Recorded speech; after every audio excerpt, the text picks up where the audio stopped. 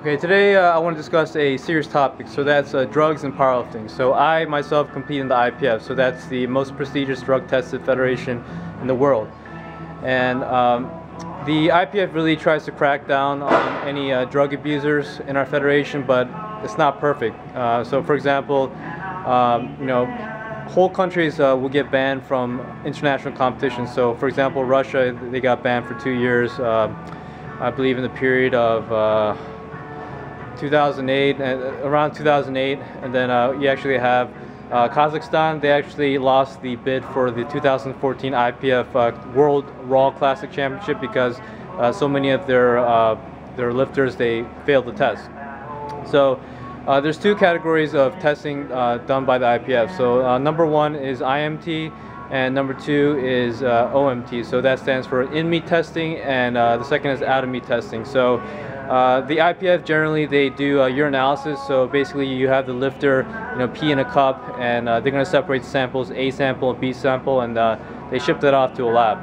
And there's a very elaborate process when it comes to drug testing, because I myself also am a judge in the USAPL, so I also have to administer a drug test on top of my judging duties. So anyways, so the IMT basically involves a urinalysis, and there's also OMT, so out-of-meet competition testing. And the IPF actually has implemented blood testing, and also a IPF affiliate in Canada, the CPU, they also have administered blood testing. So it's more in-depth, much more in-depth than the urinalysis. And what the IPF tests for is anything that's prohibited under WADA. So that's the World Anti-Doping Agency, and they have a prohibited list of various substances that are not deemed suitable for powerlifting. So I mean, there's different sports, different categories, and so forth. But a lot of powerlifters that get caught using steroids, you can include stanozolol, or like boldenone, or something that takes the TE ratio out of whack. So that's the testosterone to epitestosterone ratio. So for a healthy male, it can be around 2 to 3 to 1, the ratio. But if you have like a high ratio, like 5 to 1, 6 to 1, that's a red flag that the lifter's probably taking something to boost this ratio. And the testing isn't perfect, especially your analysis, because a lot of lifters beat the test. But it's the only measure that we have to catch cheaters. So I really don't condone steroid use, obviously, and especially it's a huge, I guess, really dishonest measure for lifters that are using steroids and using them in our drug test federation, because of limited resources, we can only test a certain percentage of lifters, and it's around 10%. And lifters that may be using may not necessarily be tested, because we can only test a small sample of people across the meet roster.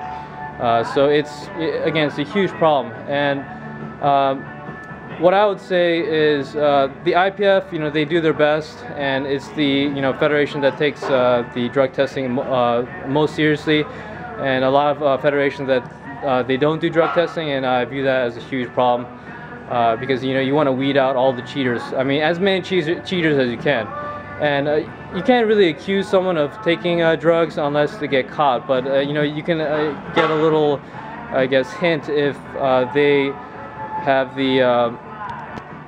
like a huge increase in their total in a very short period of time. But again, it's all speculation until they get caught and a ban from the federation. So if you have multiple offenses in the IPF, that you're going to eventually get indefinitely banned from the IPF. And drugs, it's not necessarily PEDs. It can include, like for example, cannabis. It can include common over-the-counter medication. Adderall has a substance that is not prohibited under WADA, so you guys have to be really careful. And if you have like some serious medical condition and you have to have a certain medication, you have to fill out a TUE, a therapeutic use exemption form, and that's going to be disclosed if you get drug tested. But yeah, the safest measure is to not take anything at all. I personally have been drug tested 5 times, and I don't even take whey protein or creatine. Like, the only thing I take is fish oil. So I'm safe no matter what happens, because I don't take any over-the-counter medication, or I try to avoid any type of medication at all. So yeah, so that's that. It's a huge problem in powerlifting. The IPF is not devoid of drug users, but we try our best to take out all the or just to find as many cheaters as possible. And it's fine, if you have untested federation, you use all the drugs you want, but don't use drugs in my federation, the IPF. So hopefully you guys learned a little bit, and if you guys want me to expand on this topic, comment below. So that's it, and thanks for watching.